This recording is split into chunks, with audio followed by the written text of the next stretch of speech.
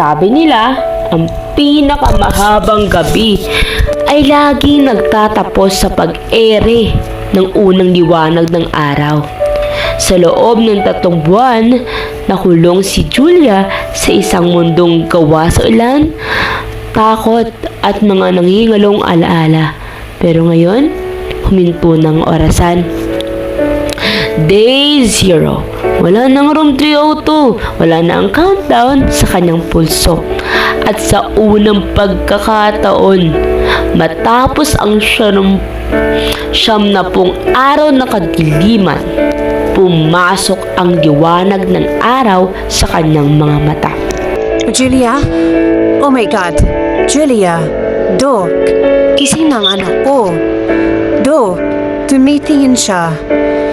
Paki-check ang pupil response and oxygen saturation. Julia, narinig mo ba ako? Huwag ka muna masalita. I-relax mo lang ang liig at dibdib mo. Nasaan si Ivy? Ma! Anak, sino sa Ivy? Walang Ivy rito.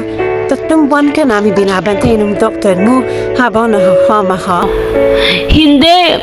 Kasama ko siya sa room 302. Sabi niya, namatay siya nung aksidente. 4 na taon nang nakalipas. Sabi niya, panaginip lang ang lahat. Akala ni Julia, ang Ivy na kasama niya sa panaginip ay isang multo o alaala ng isang taong patagal nang pumanaw. Akala niya ang aksidenteng itinago ng utak niya ay naganap 4 na taon ang nakalipas. Pero mali si Julia. Ang trauma ng kanyang isip ang gumawa ng kwentong yun upang protektahan ang kanyang puso habang nakakamash state siya. Dahil sa totoong buhay, hindi namatay si Ivy. 4 na taon na ang nakalipas. Doc, baka po naapektuhan ang memorya niya gawa ng traumatic pain injury nung mabangga ang kotse nila 3 buwan ang nakaraan. 3 buwan nang nakaraan? Oo, anak. 3 buwan pala ang nakakalipas nung na-aksidente kayo nung kababata nung si Ivy sa highway nung gabing umuulan. Pero parehas kayong isinugod dito sa ospital na to. Mabangga? Kayo? Kasama ko si Ivy nung gabi na yon? Si Ivy ang nagmamaneho noon.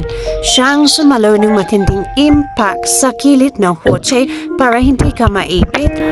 So, hindi siya patay, ma. Sabihin mo sa akin, hindi patay si Ivy, diba?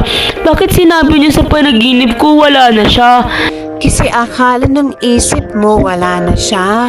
Pero Julia, bago ka magising ngayong umaga, inilipat na si Ivy mula sa ICU papunta sa regular room. Nagising na rin siya 2 linggo nang nakalipas. Gising si Ivy. Gising ang kababata ko. Araw-araw siyang pumapasok dito sa kwarto mo gamit ang wheelchair niya para hawakan ang kamay mo at pabuluin ka na. Gising na, Julia. Siyang dahilan kung bakit ka bumalik sa atin. 100 days left. Huminto ang countdown sa panaginip dahil nagsimula na ang totoong buhay.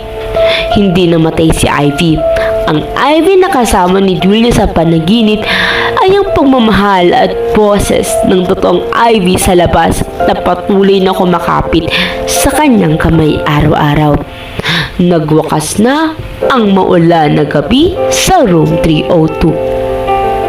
Handa na ba si Julia na makita ang totoong Ivy sa muling pagkakataon? Abangan natin sa susunod na episode.